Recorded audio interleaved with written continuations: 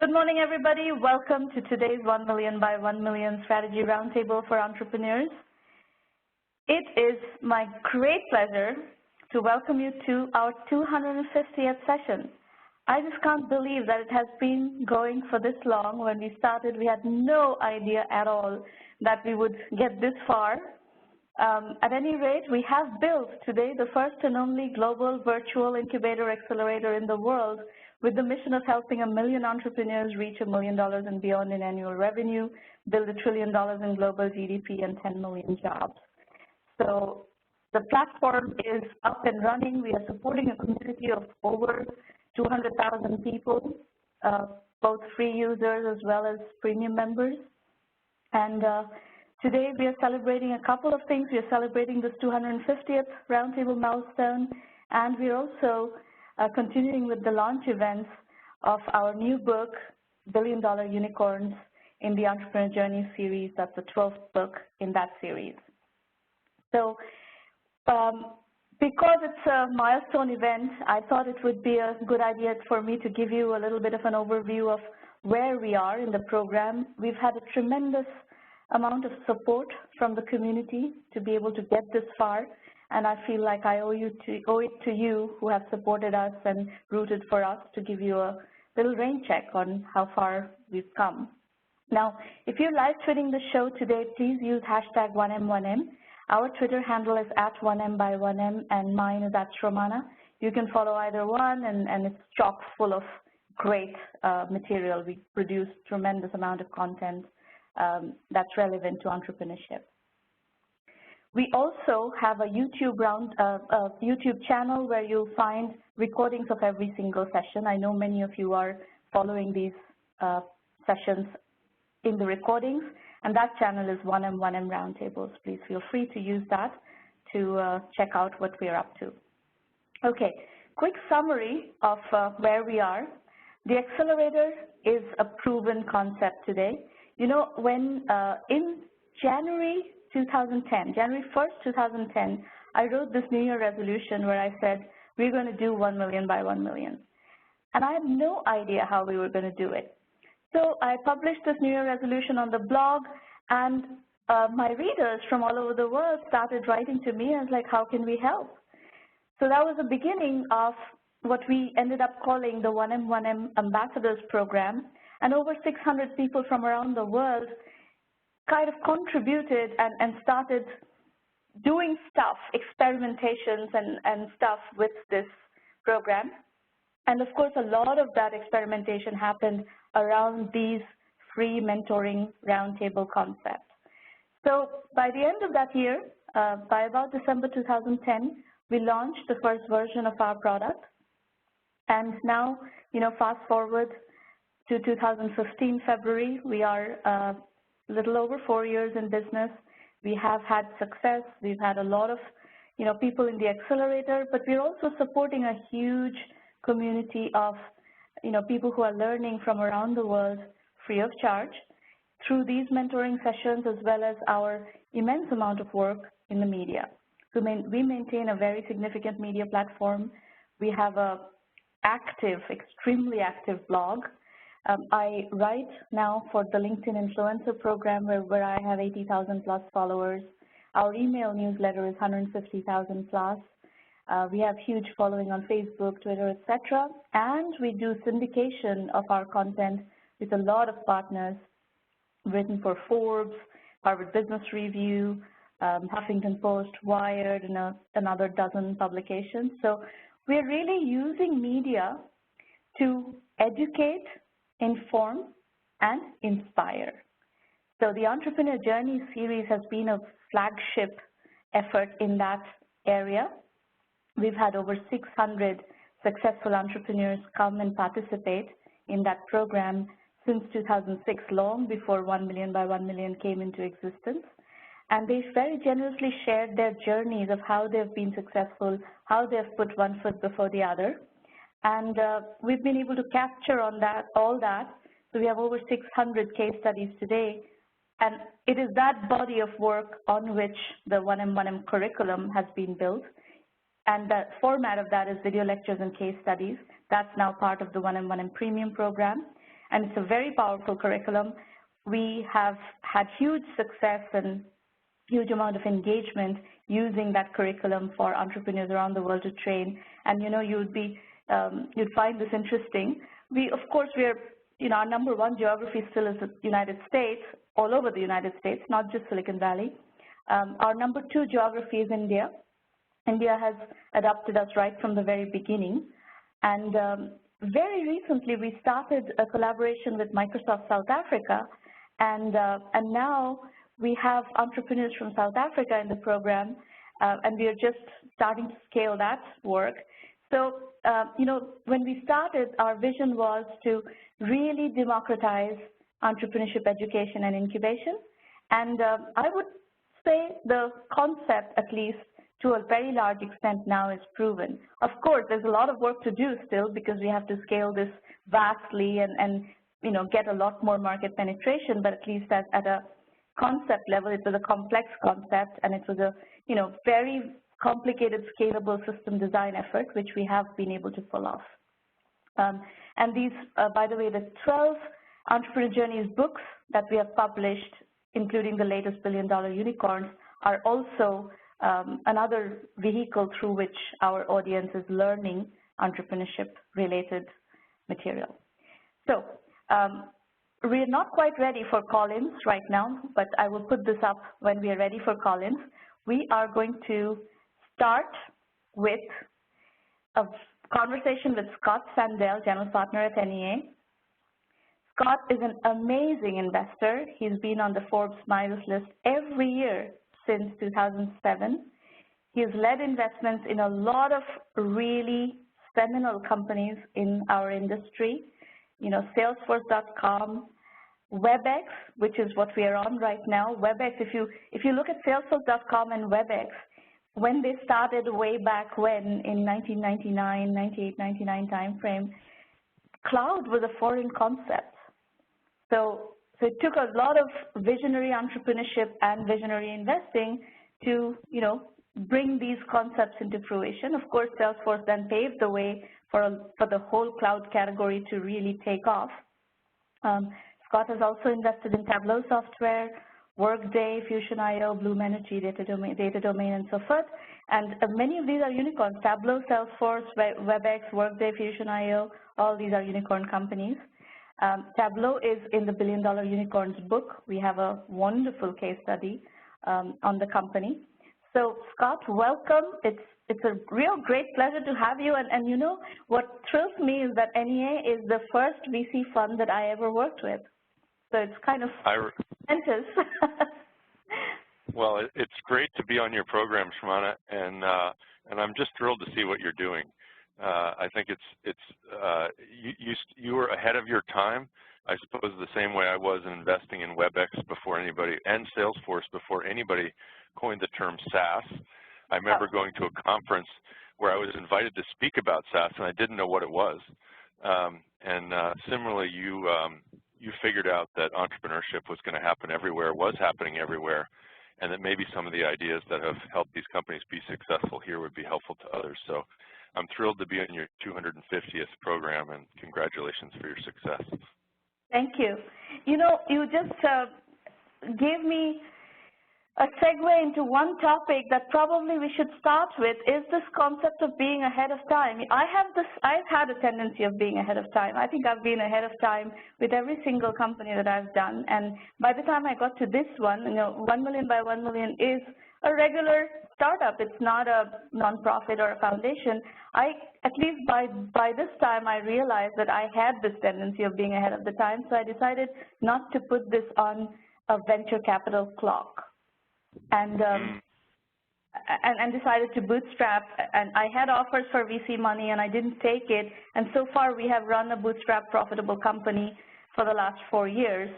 So you have, I know 2 of these case studies that you have invested in, Tableau and WebEx, really, really intimately. I know Subra very well. Christian, I met quite a long time ago, and you had just invested in the company. But both of these entrepreneurs had used this technique of bootstrap first and raise money later. Can you talk about what you saw when they came to you? Sure. Well, they're both wonderful stories. I think in the case of WebEx, since it happened first, Subra and I went to see Subra and Min. I want to say it was in 1998 or 1999. They had bootstrapped the company. In fact, it had originated as a different company like Quadradec or something like that, which they sold to somebody else and then bought some of the IP back. And anyway, it was a fairly long journey before they actually got to the concept that we all know today as WebEx. And then at that point, they were able to raise some money from Jan Bond, the founder of Bond Software, who was a fantastic supporter of theirs. And I think that was probably considered the Series A. And then we came along in what would have been the Series B as the first venture investor. And to answer your question, at that time, they had launched the service we now know as WebEx about 6 months before, and it was growing very nicely. So I want to say in the first quarter, they maybe had $50,000 in revenue. In the second quarter, they had $100,000 in revenue, and they were on their way to $250,000 in revenue the quarter, and I met them in the middle of the third quarter. And to me, what was obvious about WebEx is that, first of all, the market was speaking. It was growing very fast. It was one of these services which I really always try to look for, which are things that are really easy to use and have tremendous and obvious value to lots and lots of people. And that was certainly the case with WebEx. It was also the first company which sort of introduced me to the concept of virality. I had never invested in a company before where the very use of the product introduces it to other users. Yeah. And of course, with WebEx, that's naturally the case.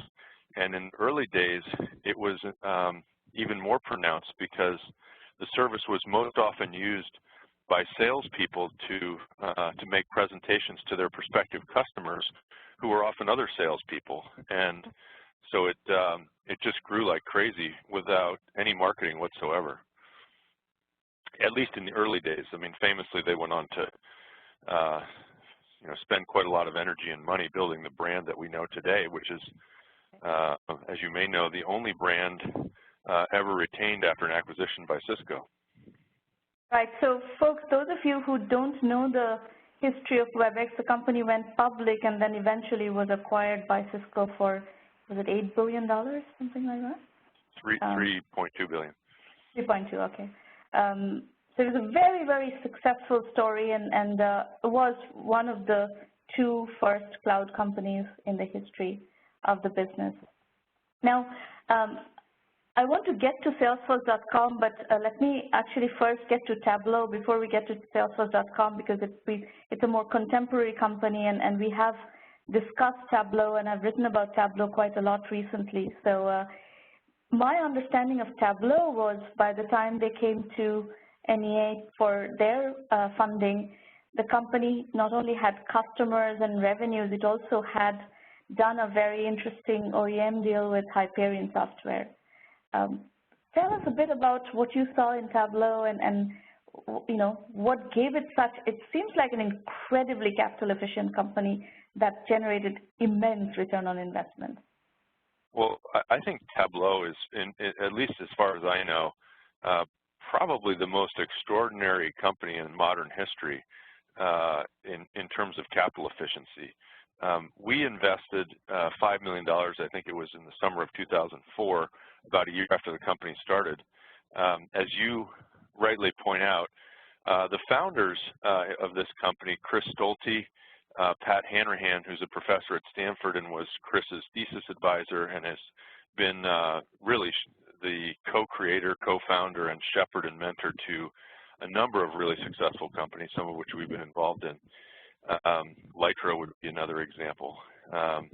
Anyway, the two of them teamed up with Christian, who Chris had co-founded a company with before that, and which had been sold to Vicinity, I believe, providing a modest amount of liquidity to the two of them, which I think is what enabled them to be able to bootstrap Tableau. But to be clear, this was not a situation where they had, a huge amount of money and could enjoy whatever lifestyle they wanted while they took their time to leisurely start another company, they explicitly decided to downgrade their lifestyle. They moved to Seattle, which was cheaper than the Bay Area. They had other reasons to move there as well, but that was one of them. In the early days, the company was run out of their garage or their attic in somebody's basement. I don't know. I never went there. Unfortunately, I would have liked to. But by the time they got to us, as you point out, they had an OEM deal with Hyperion, which was later sold to Oracle, which lasted them about 4 years and provided during that time an average of about $1.5 million a year in revenue. Naturally, there was a fair amount of engineering effort required to support that OEM contract, but nevertheless, it provided some really nice early fuel, that non-dilutive equity, if you will, which meant that when we came along, they were able to raise money at a time when valuations were in the single digits for a Series A. Remember, 2004 was not an easy time to raise money, especially for what was then a Windows desktop software application being sold for a couple $1,000s a seat. In other words, there was no obvious way to sell it profitably. They had to invent an entire model, which we can talk about, to do that. But nevertheless, we invested $5 million at a $20 million valuation, which was considered incredibly lofty at the time, but it enabled the founders to retain a huge stake in the company. We ended up investing in some subsequent rounds to provide more of a balance sheet for the company than anything. But the important point is that they never used more than $1.7 million of the original $5 million to build the business, which, as you know, was about a $400 million revenue business last year. It's grown 78% for the last 4 years, making it the fastest growing software company at scale in history. So the reason I love this story is that's really the philosophy we are trying to espouse in 1 million by 1 million, is this notion of bootstrap, capital efficient entrepreneurship, and the philosophy of bootstrap first, raise money later. A lot of what we call infant entrepreneur mortality happens when you go and the first thing you do, you get up in the morning and decide you want to be an entrepreneur, and then you decide the next thing you need to do is go out and hit up some VCs. This is not the way to build companies. It doesn't work. And so we've, now at least we've, with a lot of case studies and a lot of input from very experienced entrepreneurs, we have been able to make this point. The other thing that our entrepreneurs around the world are facing is a tremendous problem with the media. The media likes to cover funded companies. They're not going to write about companies that are not funded and are bootstrapping and doing well. So right from the beginning, the media platform that we have built has maintained as its principle that we will support companies that are building, that have customers, revenues, profit maybe, maybe not, but if you're bootstrapping, you kind of have to have some profits to be able to sustain. But we don't require that financing needs to be part of that equation to cover these companies. As a result, we have been able to identify and bring to light a lot of companies that nobody wrote about, nobody paid attention to, and in particular, those of you who have attended this series earlier on this year, we had a show where Aaron Skonnard, the CEO of Pluralsight, was here. When I met Pluralsight, nobody had written about them. They were a little company from Utah. But then if you look in there, it was not a little company. They were doing $12 million of revenue. It's in the online education space. They teach, they have all sorts of content for teaching, programming, and all kinds of technical disciplines. They were already doing $12 million a year. And after we wrote about them sometime not too far from then, they started raising money. Today, they're a unicorn company. They've raised $130 million or $140 million. They've acquired several companies. They're following a roll-up strategy. So this principle of, building value, building customers, building, some amount of revenue, and you can choose when to go to investors. But I think what the stories that Scott has told you just now kind of reinforce this point that has come up over and over again in our work. We've touched over 5,000 companies in the last 10 years. Over 350 of those have emerged as highly valued companies and over 40 unicorns already. And there are a lot of other highly valued companies in our coverage that will emerge as unicorns, I believe. So we have now heard from a very, very large number of entrepreneurs and their strategies and their techniques, and we've heard from investors like Scott, who are, a lot of them have reinforced this point. So this is one takeaway for all of you to remember. Scott, I'm going to switch topics a bit and ask you about global. Shramana, can I comment on your underlying thesis there for a second? Please do. I think there are, just to be clear, I've been fortunate enough to have invested in and been a part of a number of unicorn companies, I think 8 in total, and not all of them were bootstrap companies. Right. Absolutely. So I don't think that is an essential ingredient at all, but I think what's interesting is to think about why bootstrapping is a valuable discipline and why some of the companies have chosen to bootstrap and what it did for them. And I think the first and most fundamental thing is that it establishes an entrepreneur's commitment what they're doing, because they have to, if you invest your own capital or you take a lower salary, thereby indirectly investing your own capital and time in something, you become much more committed to making that company successful than if you just start off by taking somebody else's money, which to some people today seems like an almost casual activity. I don't mean to make light of it, but it brings me to the second point, which is that, and you touched on this earlier in your own thinking, Shramana, which is that when you decide to take somebody else's capital, whether it's a venture capitalist, professionally managed capital, or an angel investor's personal capital, you are no longer on the journey by yourself, and you have taken on the responsibility of figuring out how to make the company successful, not just for yourself, but also for your investors. It's the same decision you make when you hire your first employee. It's fine when it's just you or you and a couple of founders who have all decided to take the same risk. But when you hire your first employee or your first employees, you're now responsible for them as well. And that, I think, is a huge decision.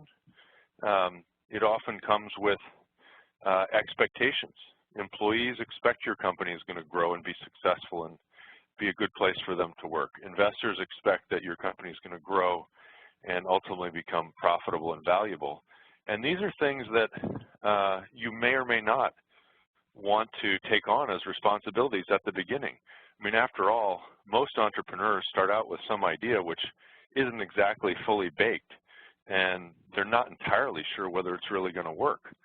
And so I think it's really valuable to get to the point where you're committed to the company you've started and you believe in its success before you hire an employee or take on somebody else's money.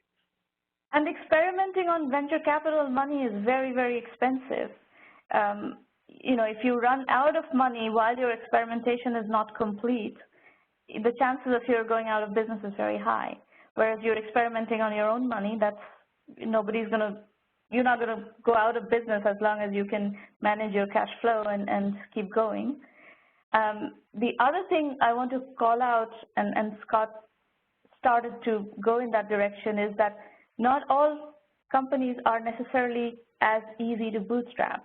So if you're doing something in very high infrastructure, very highly technical infrastructure products and so forth, those tend to be fat startups. And although I've seen some companies bootstrap very capital-intensive projects, but largely those tend to be done as fat startups, and you have to raise money up front.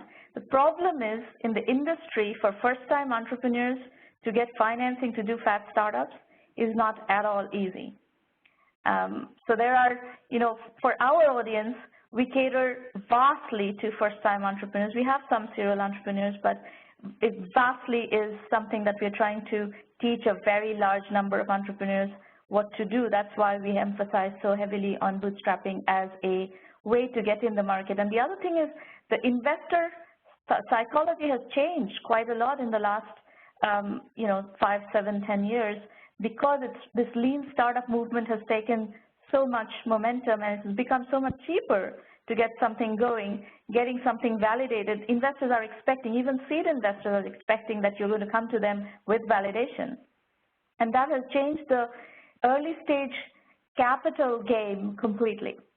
So well, I think it's also worth noting, Shramana, that the venture capital industry itself has contracted enormously in both dollar terms and more importantly, in terms of the number of individual venture capitalists and venture capital firms.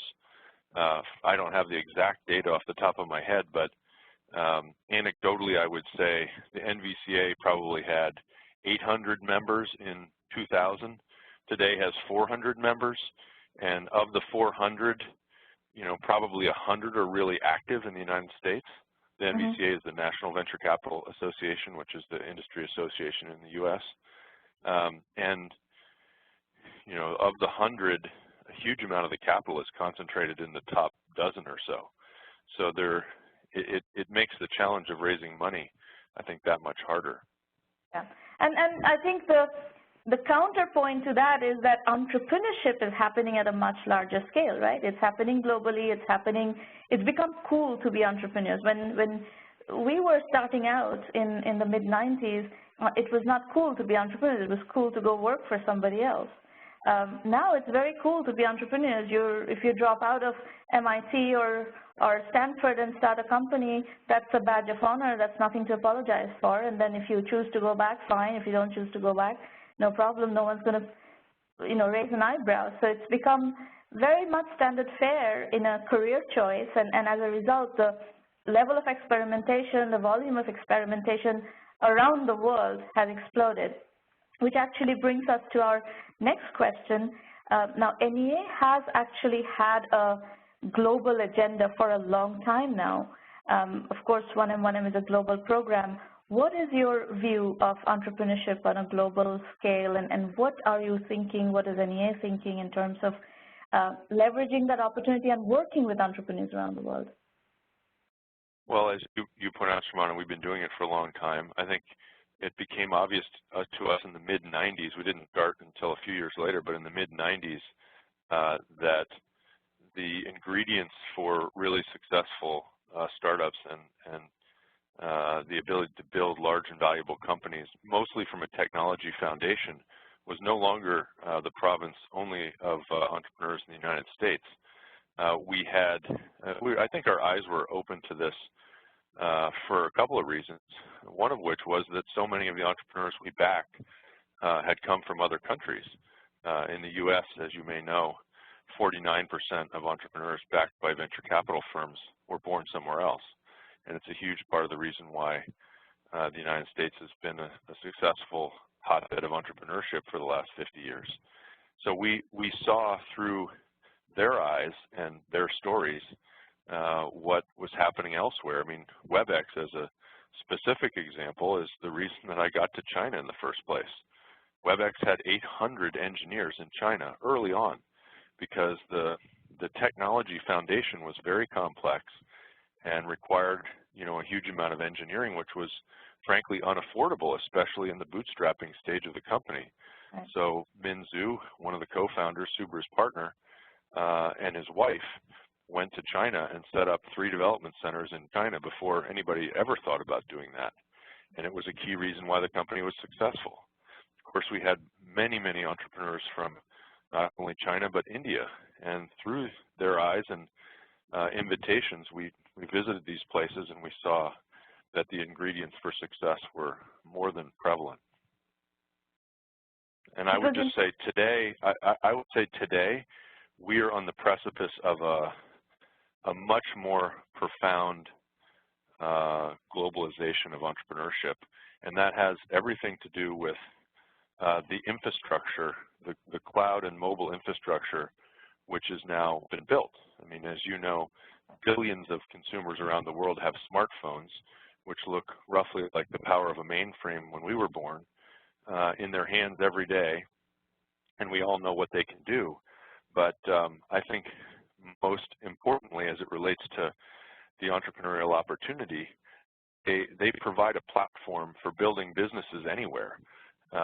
And we are certainly seeing through our network businesses, very interesting businesses, being created in places that people haven't thought of as hotbeds of entrepreneurship. And by that I mean countries in Africa, the Middle East, even Western Europe, which of course has had some really notable successes, but by and large is not viewed as a particularly entrepreneurial place. We're seeing incredible things coming out of Western Europe. What is your investment strategy vis-a-vis all that? Do you invest in a certain set of geographies, or you have a set of offices and you cater to a broader hinterland through those? How do you structure your investments? Well, our strategy, Sharmana, is to essentially investigate new opportunities through investments. So we started out in India and China making investments in companies before we set up offices. Mm-hmm. And once we convinced ourselves of a broader opportunity, we set up offices in both those countries. Yeah. We don't currently have plans to set up offices in other places, but we've made an investment in Brazil. We have a bunch of investments in Europe. We have some investments in the Middle East. Mm-hmm. And I expect over time we will establish more of a presence in more places around the world to support those efforts. So you are open to investing in remote geographies even without an office, is the point? One of my investments last year was in Dubai, and I've never been to Dubai.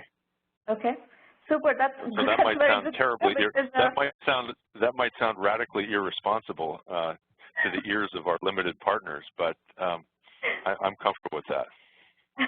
Well, it's actually very, it may be, whatever it may sound to your limited partners, it sounds like music to the ears of my entrepreneurs here, because they are all over the place. And, Silicon Valley had this extremely parochial habit of not wanting to invest outside of 30-minute or 45-minute drive from Sand Hill Road. So it's very good to see that at least in some pockets that is changing.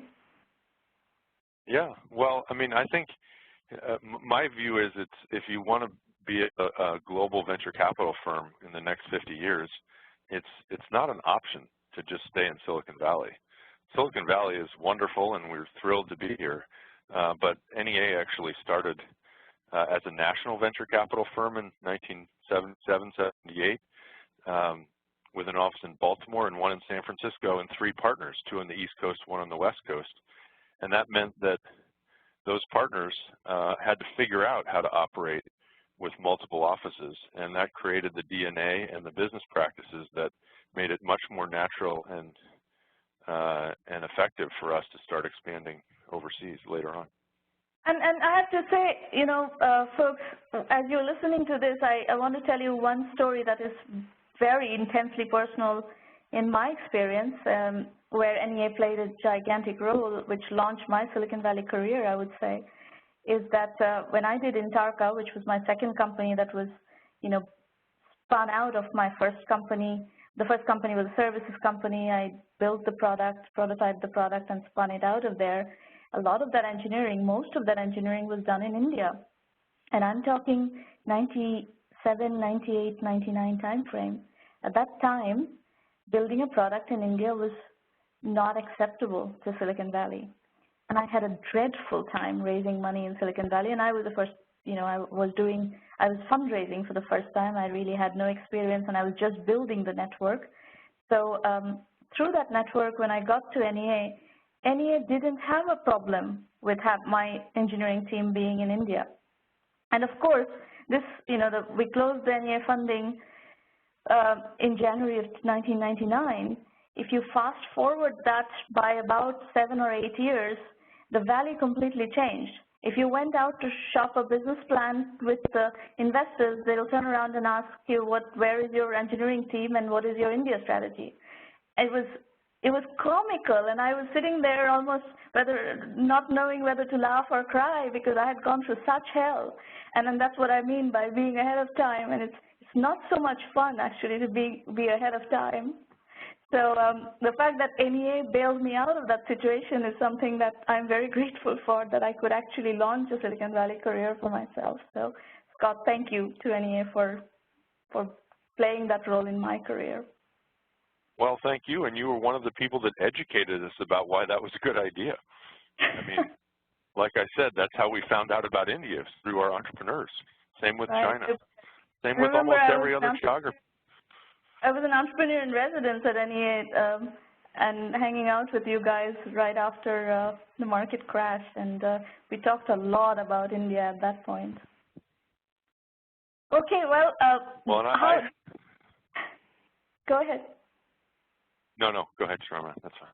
I was going to say, you know, I don't know how much time you have. I was, you know, I know we committed to 30 minutes, and if you want to stay on, we can continue talking about it. What I was going to do next is take everyone through what we have learned in this billion-dollar unicorns research, and I'll take you through the 17 companies, just give you a kind of pointers to what we've learned from the 17 companies that are in the book.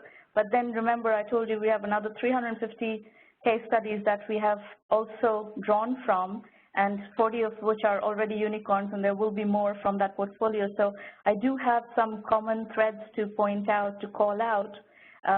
If you want to hang around and you know, participate in that conversation, you're most welcome to do so. Thank you.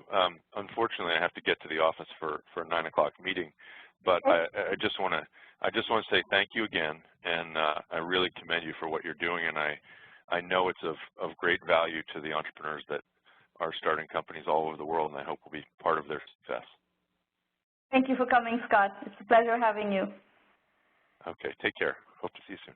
Bye-bye. Bye. Okay, folks, so let's kind of bring you up to speed. Now, before I launch into this conversation about billion-dollar unicorns, I want to point out one thing. 1 million by 1 million does not require that you're building a unicorn company. Our philosophy is to help 1 million entrepreneurs reach $1 million and beyond in annual revenue.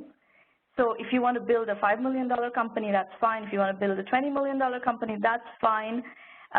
All of those are acceptable aspirations, goals, everything. We will work with you at whatever scale you want to work. And the truth is, no one has ever built a billion-dollar company without first building $1 million company.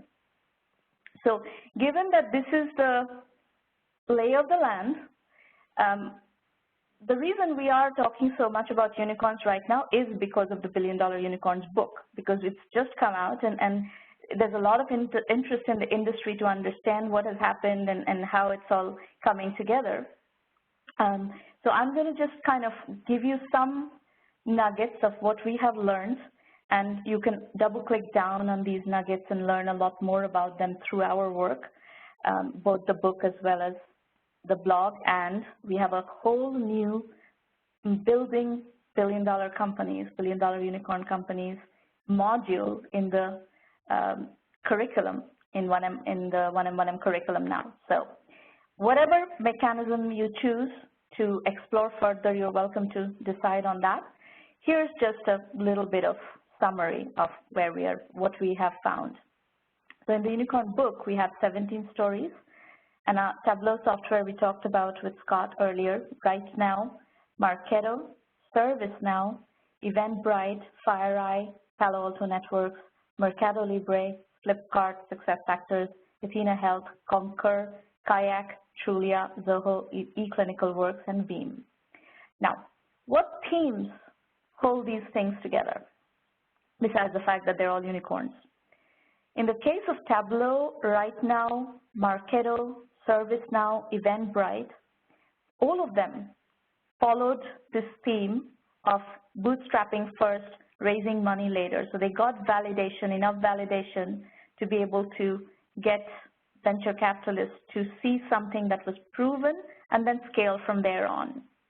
Now, for first-time entrepreneurs, this philosophy is incredibly important, and I would like you to explore that strategy as one of your first strategies as you're figuring out your entrepreneurial journey.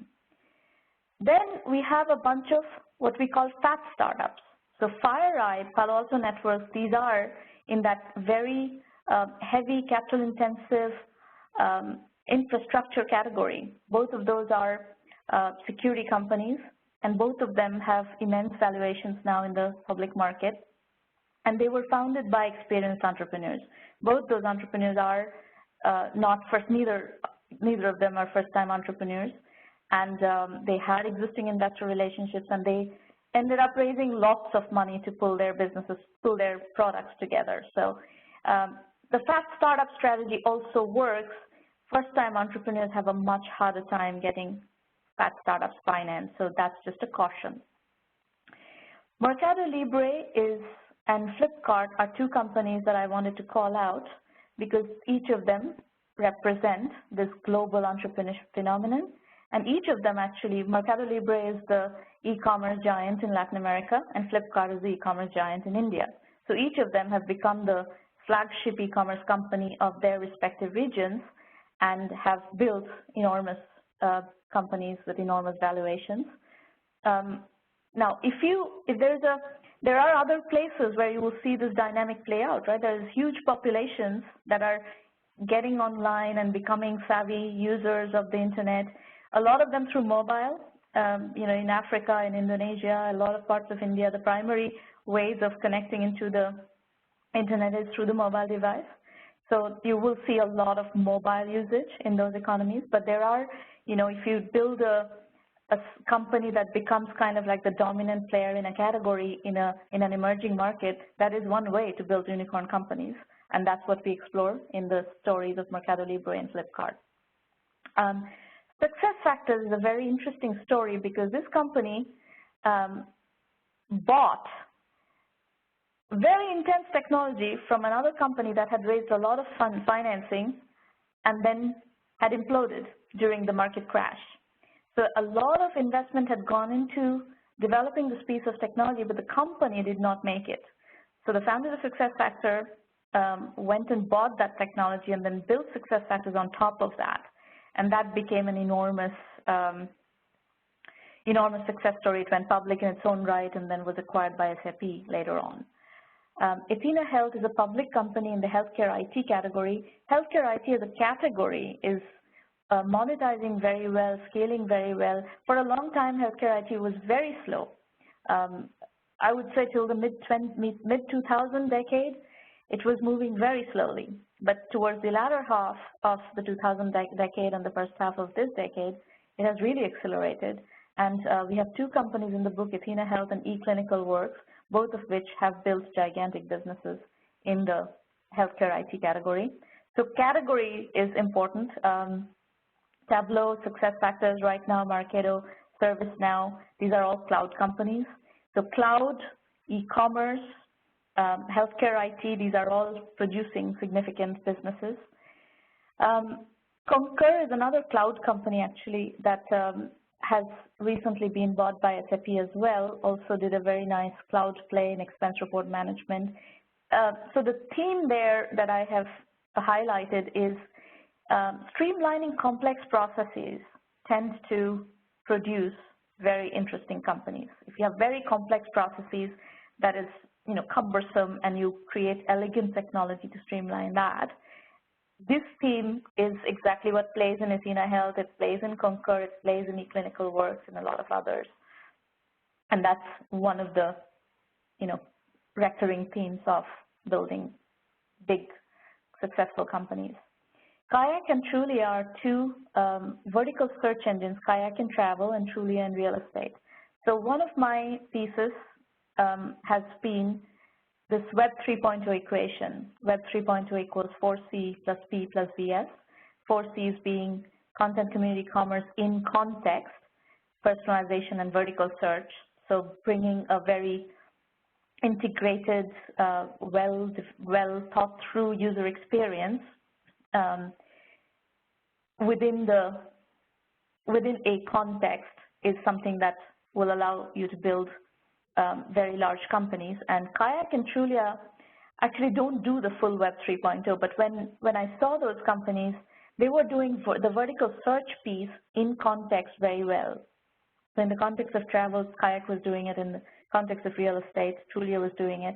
And I knew that those would be very large companies. They would scale very well, and they did emerge nicely. And the business models were the same as Google. Essentially, it's search advertising business model, except it's vertical search.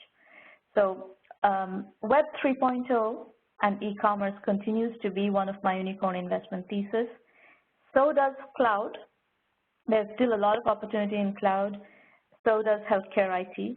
And each of these topics, if you look at the full series that we've been doing in terms of these guest programs in the roundtables since last September, a lot of this has been discussed. We have like the first 3 shows in September, I think, are all Web 3.1 and e-commerce discussions. Then we have a whole lot of cloud discussions after that and so forth.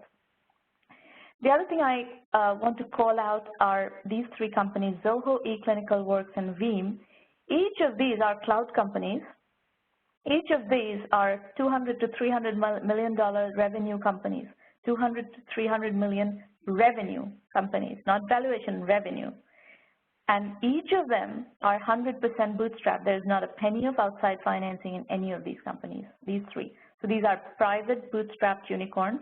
If you were to take them out into the public market or take them through any kind of financing round, these would be gigantic valuations.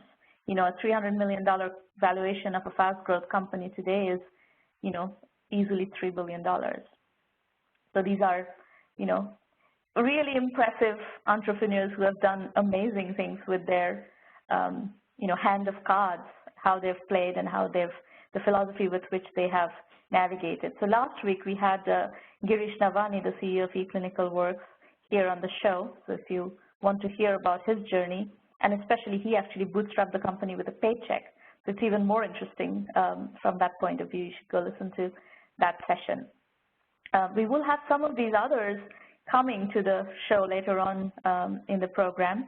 I know we have Fred Luddy from ServiceNow coming sometime soon, and so forth. So I hope you continue to enjoy both the books as well as the roundtables and the guests and the perspective that we are bringing you. We are trying to, you know, expose you to a lot of people's thinking in the industry and how they are suggesting that you navigate your journeys.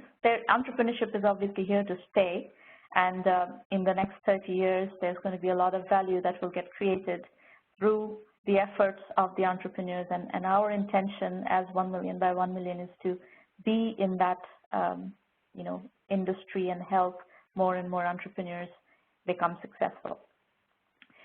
So that concludes the section on the overview of the $1 billion unicorn book and some of the companies and trends and themes that we are seeing. We're going to play a little game next. Is Scott Clark on the line? Yes, ma'am, I'm here. All right, so let me introduce Scott Clark. Scott was a premium member of the 1M1M program a few years ago, and while he was doing a different company. Right now, he is not yet back in the premium program, but he's noodling, he's working on another new business, and we're going to play a little elevator pitch game today. And remember, what is the concept of this elevator pitch? The real elevator pitch is when you get into an elevator and you run into somebody whom you very quickly, before the elevator gets to the 4th floor or wherever, you have been able to explain what is it that you're doing crisply and clearly, so the other person on the receiving end, who could be an investor, who could be a potential customer, that person has got it. So it's a 30-second elevator pitch. That is really the holy grail of explaining what you do. So Scott is going to give us an elevator pitch of what he's doing. Sure, thank you. I'm working on building an organization that is focused on privacy of mobile-to-mobile communications, focused at the organizational level. And we describe communications at this point. We are speaking in terms of voice calls, video calls, and text messaging.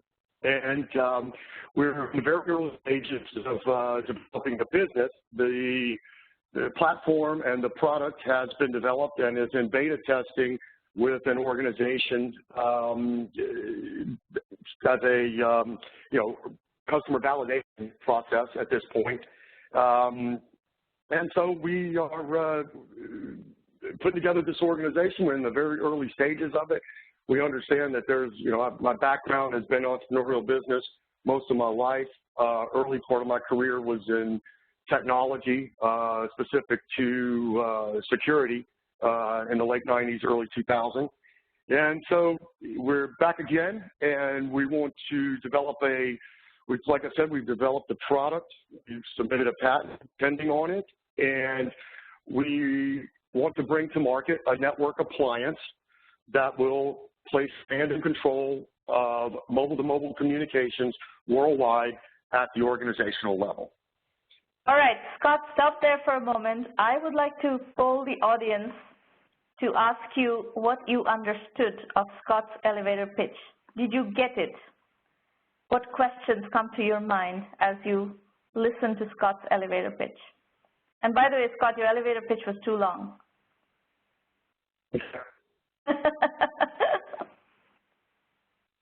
Anybody from the audience? I'm trying to cover the 5 minutes. Okay, yeah. No, so the elevator pitch cannot be 5 minutes. We're going to play this game for 5 minutes, but the elevator pitch cannot be 5 minutes, right? The elevator is not going to stay in the air. We were going to the 90th floor. We were on the elevator, and we had to go all the way to the 90th floor, so I thought I had a couple extra seconds there. We don't have 90-floor buildings around here in San Francisco, We're in earthquake country. Okay. Okay, so Wayne Walker says, didn't get what the firm does. Scott, I want you to retry, and this time do an elevator pitch, 30 seconds. So wordsmith out everything you said that is not necessary to say. So try again, 30 seconds. We're building a company that's going to focus on privacy of mobile-to-mobile communications, and focus that at the organizational level. We want to initially look at securing or making private voice calls, video calls, and text messaging. And by doing so, bring to market a network appliance that the organization itself can manage. It's a scalable network appliance. So Ann Clark, to clarify, is this an enterprise use or individual self-privacy? Scott has made it clear that it is for enterprise use. It's a mobile-to-mobile communication for enterprise users, right? That's correct. And Prasad is saying that I think it says about security on mobile-to-mobile communications. That is correct, but did not understand what network appliance has to do. Okay, so Scott, do you want to take that question? Prasad does not understand what network appliance has to do. Yes. To give true control to the organization, it needs to be a hardware installed at the organizational level and not in the cloud and not offered as software as a service type of offering. So the network appliance would be a device that sits behind the firewall at the organizational level. Okay, so what is the level of understanding in the room at this point of Scott's concept? Do we now understand it? And you don't need to understand all the depth and details of it. We're just trying to fine-tune Scott's elevator pitch. Yes? Good. Firewall for cell privacy. Is that a good description, Scott? Firewall for cell privacy? It has firewall capabilities installed with it, but it's not just a firewall. It's much more than that. Okay. It's a complete solution for picking up the phone and dialing someone in your organization and being able to do that anywhere in the world where you have a 3G, 4G, or Wi-Fi connection, and doing that securely and privately. Okay, good. Wayne Walker says it's better. So, folks, why did we do this elevator pitch game today? I want you to actually, all of you, go, whoever is building a company right now, I want you to go and play this game with a bunch of your friends. You do a 30-second elevator pitch and ask your friends to critique it. Check multiple times whether they got it, wordsmith it, and see if you can get to clarity with a 30-second pitch. It's vital for any entrepreneur to get to this 30-second elevator pitch. And for whatever it is that you're going to do, this is one piece of collateral that you're going to have with you. Thank you, Scott, for playing. Okay, great. Thanks. Bye-bye. Okay, I'm going to spend a few minutes next explaining to you 1 million by 1 million. I know this is a show that is going to be consumed very broadly. So before I do that, I want to reach out to you and make one request. Please, if you like what we do, send serious entrepreneurs into 1M1M. And the word serious is in caps, all caps, right? Why? Because entrepreneurship is a very tough game. It's not something you do in 6 months. It's not something where you make money overnight. It is an incredibly, incredibly high level of commitment that you have to make to build a serious, exciting business, and something that has the fundamentals clear. So customers, revenues, profits, all these things are hard to achieve, and you have to really stay with it to be able to do that. So there, we need people who have serious intent and not the fly-by-night kind of entrepreneurs, and we will be successful in achieving our mission if you succeed in achieving yours, and for that we need entrepreneurs with mettle. So in terms of resources, you will find everything at 1mby1m.com, and the mission again is to help 1 million entrepreneurs reach $1 million and beyond in annual revenue. The first level of free resource is our blog, which is intensely informative, inspirational, and educational. So if you do nothing else but just follow the blog on a regular basis, you will learn a tremendous amount from that, and you don't have to spend a penny on anything. The Entrepreneur Journeys book series is also a very low-priced entry point into the methodology of the program, of the 1M1M program. We've published 12 volumes of it. Several of these volumes are about bootstrapping. So there's one introductory volume of bootstrapping, which is the second Entrepreneur Journeys book. Then we have bootstrapping using services, bootstrapping with a paycheck. These are, all books that highlight specific methodologies of bootstrapping. We also have the other on 99% entrepreneurs focused entirely on people who are building businesses without venture capital. And where that comes from is an acknowledgement that over 99% of the companies that get, that go out to raise financing actually get rejected. So, but we, as 1 million by 1 million, are happy to support all of you.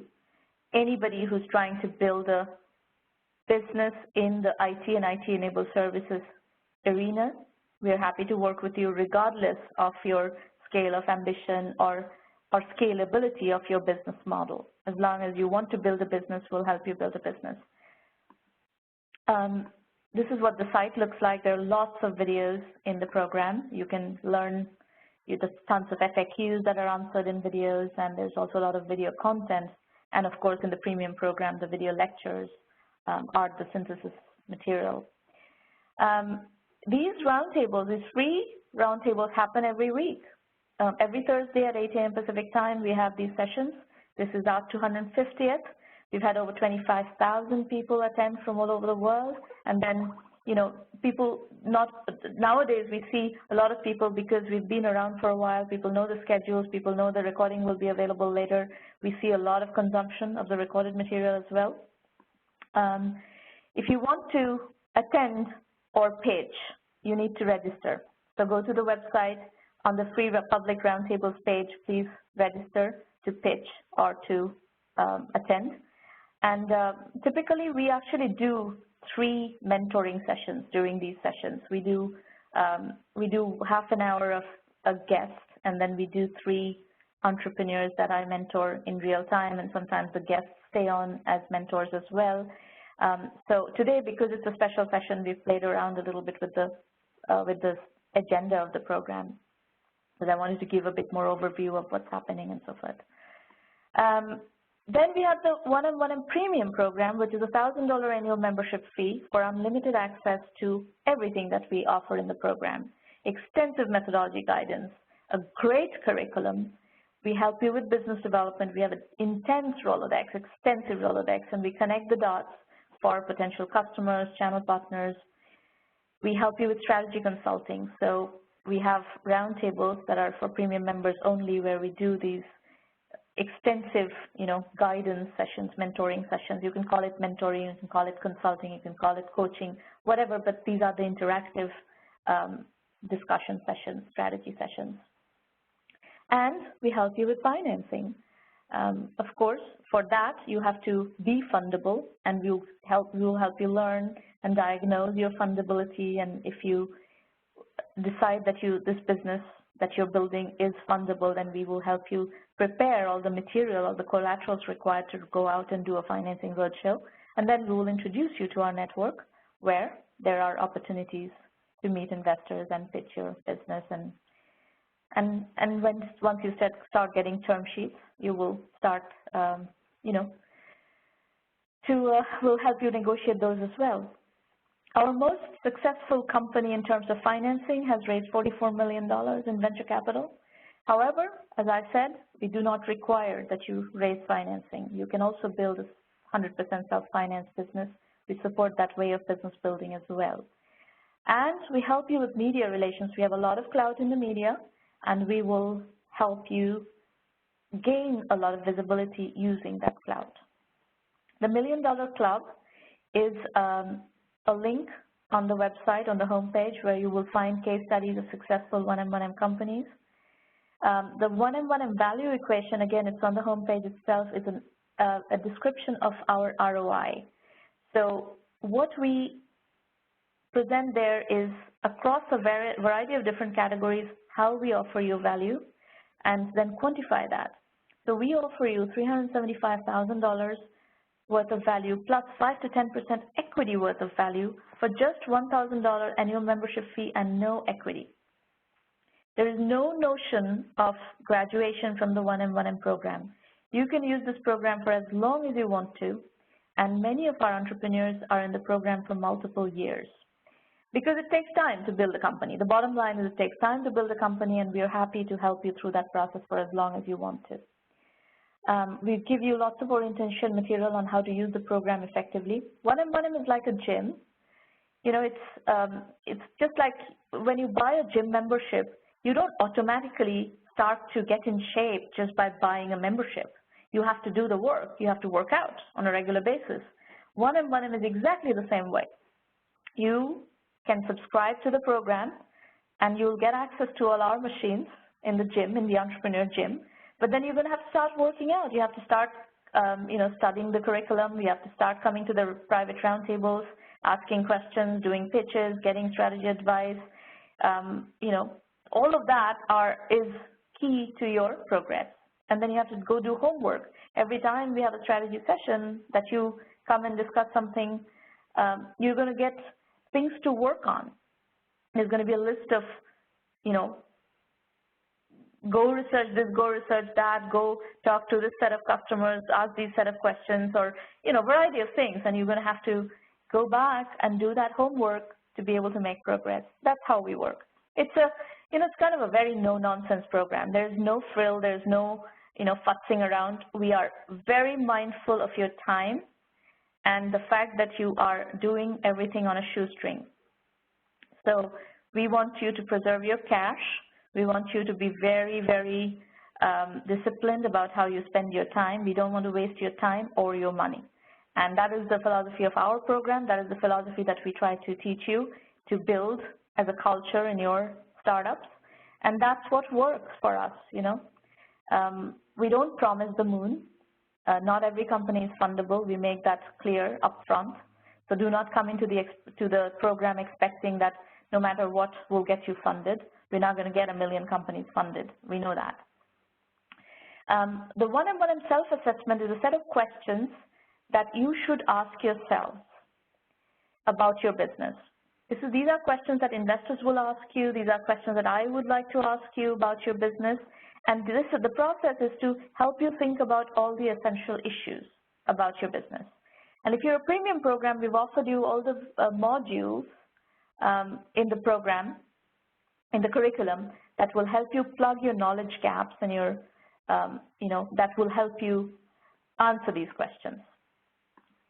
Okay, so on the site, you will find tons of material that will help you evaluate the program, what to expect from the premium program, lots of video FAQs and so forth. I see questions in the public chat already.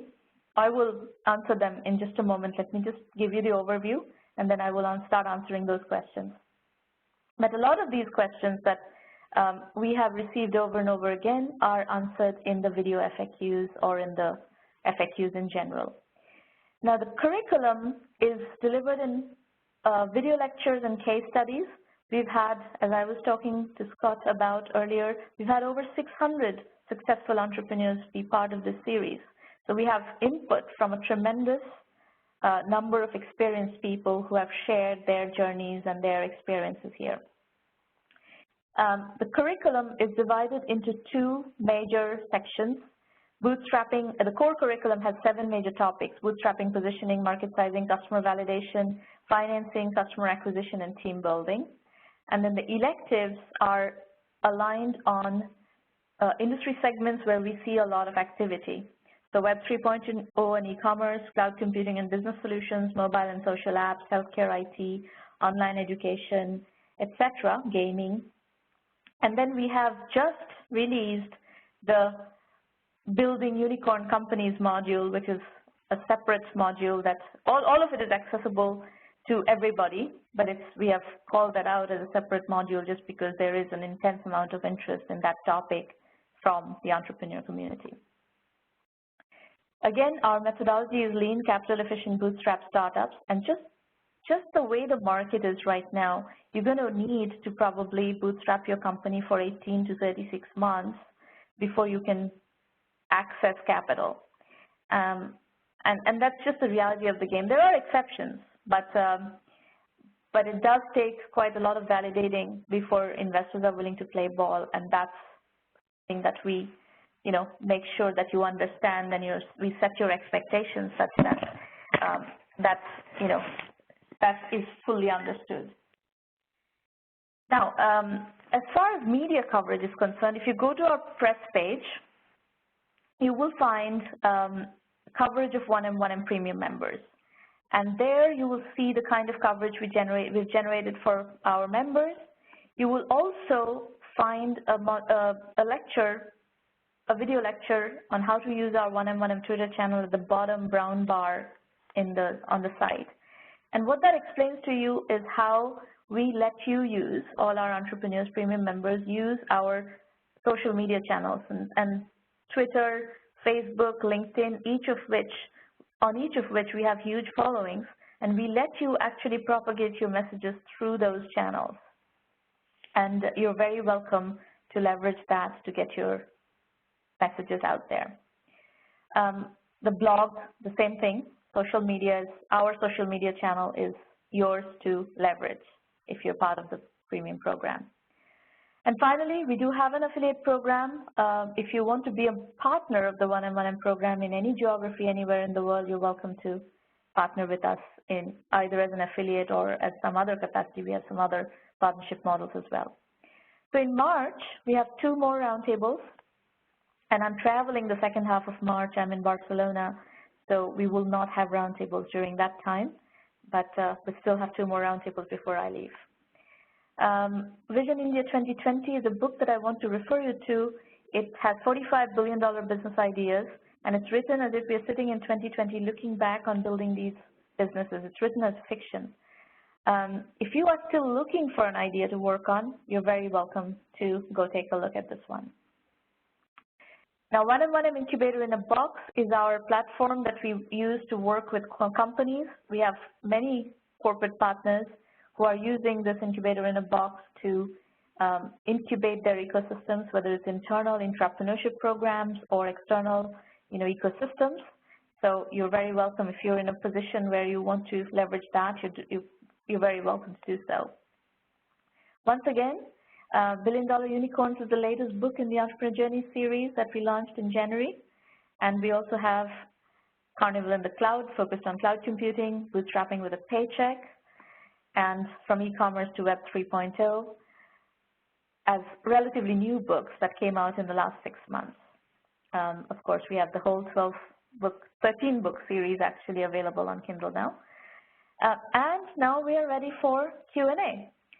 So I see one from Dipti Gupta. Your question is there a stage at which entrepreneurs can enter the 1M program? No, you can enter any time. So we have entrepreneurs all across the stages, concept stage, pre-concept stage, revenue stage, validation stage, scaling stage, all of that is fine. We prefer that you come in early because we don't want you to waste your time putzing around. First-time entrepreneurs have a huge learning curve, and we would prefer that you do that learning with us within the program, following the methodology, rather than wasting 6, 12, 18 months futzing around and then coming to us at a point where you're getting stuck over and over again. You've now lost a lot of energy, you've lost a lot of cash and resources and so forth, and I think it's just not productive. I think we can cut short your process by a lot if you follow the methodology. As a first-time entrepreneur, it will be hugely helpful to you to follow the methodology soup to nuts. Does that answer your question, Dipti? Prasad Kote is asking, I'm reading the e-commerce to Web 3.0. Excellent book, learning a lot from the interviews. Thanks, and I've also just bought Billion Dollar Unicorns book. Looking forward to learn a lot from this too. Excellent. So this is a very good way of getting in the rhythm of the 1M program, is to read the books. We have tried to offer you resources at every price point possible. As it is, the whole accelerator, we have dropped the price point down so much from what's in the market that in itself was an exercise in scalable system design of immense scale. And then with the books, with the blog, with the newsletters, we are constantly trying to give you affordable mechanisms to learn entrepreneurship as much as possible. If you would like to call in, by the way, the line is open now, and the instructions are on your screen. Just let us know in public chat that you're calling in. Anybody? All right, while we are waiting, let me introduce you to Irina Patterson. Irina has been with the program right from the very beginning. She'll be happy to talk to any of you about your evaluation process. If you have questions about the 1M program, feel free to email her, irina@1m-by1m.com. Her phone number is 786-301-2456, and she'll be delighted to step you through anything that you're trying to understand about the program. So, anybody has any other questions? Hi, Shamana. This is Irina. Yeah, go ahead, Irina. Well, if nobody has any questions, I'm going to ask you questions myself. Okay. Maybe I can highlight some issues. I know we have some smart entrepreneurs who find on our website that you also offer one-on-one sessions. And why is that we discourage entrepreneurs to take this one-on-one consulting? Can you explain? Okay. So first and foremost, in your $1,000 membership fee to the premium program, you have unlimited access to the entire 1M curriculum, and you have unlimited access to our private roundtables. Now, the private roundtables are group roundtables like this. These are not private one-on-one sessions. So you don't have to pay anything extra to access the curriculum or the roundtables or email Q&A and so forth. On top of that, sometimes do get requests for private sessions that are one-on-one sessions. And we tend to discourage those because we just don't want you to spend the extra money. It is actually to our interest to charge you extra money, but we try to discourage you to do that just because we don't want you to waste your money. You don't need to. The private roundtables, the premium roundtables are a fine place for you to discuss anything. Nonetheless, we still get this request from time to time, and if you do insist, we do offer you that for a charge. There's a fee for that, but it is by no means a requirement. It is by no means something that we are encouraging or trying to, extract more money from you. We are not. Wayne Walker is asking, how often are the private roundtables? We have private roundtables every Wednesday morning at 8 a.m. Pacific time, and then we schedule extra private roundtables at other points in the program as well. But the routine time is Wednesday morning, 8 a.m. Pacific.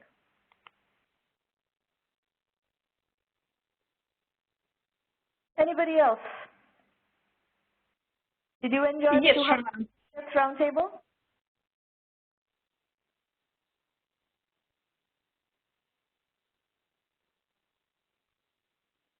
Irina, do you have a question? Yes, I have a question.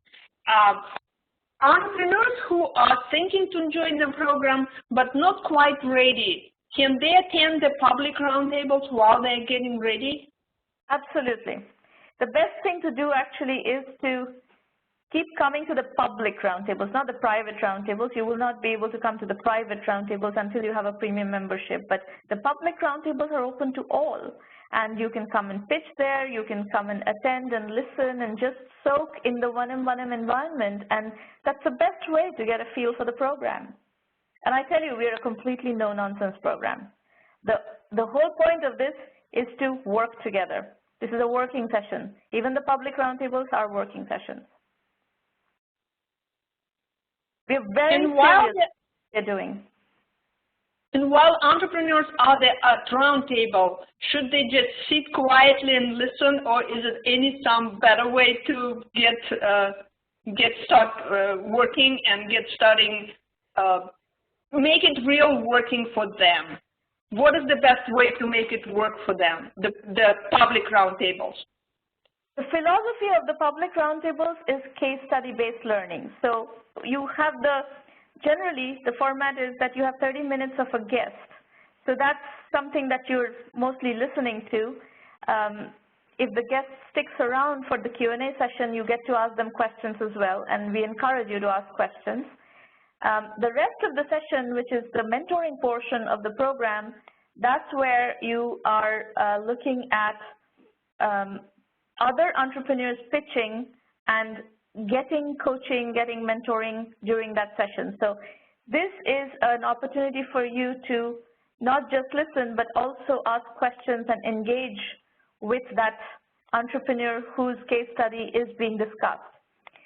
Because the more you kind of get deep into that case study and really get your head around it, the more you're going to learn from that case study. So the case study-based method of teaching is used by every single business school in the world. And that's exactly the principle around which we've built the 1 Million by 1 Million program. Is it's all case study-based learning. You learn from case studies at these roundtables.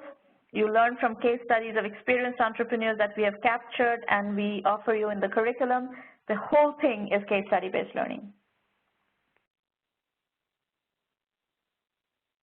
All right. So if I don't see any more questions, we're going to wrap up the session. Thank you very much for sharing this very special morning with us. And we continue 250 at one point of our journey will seem like, baby steps. One day it's going to be probably 2,500 roundtables. So we are going to be here for the long term, and we hope to see many of you over the weeks and months and years, and we will continue to work with you. Prasad, you're asking, you pitched your first one in a public roundtable and hence was not the best one. Can I pitch multiple times in roundtables just to get better? So Prasad, we want you to be mindful of how much of the resources you monopolize. So just imagine if you keep pitching at the public roundtables free of charge, you are taking away the opportunity for other people to pitch for free. So it's okay to pitch once at a public roundtable, but if you want to pitch over and over again, you should become a premium member. And there you can pitch multiple times. Okay, folks, thank you very much for coming. We will see you soon. We will see you next week. Bye-bye.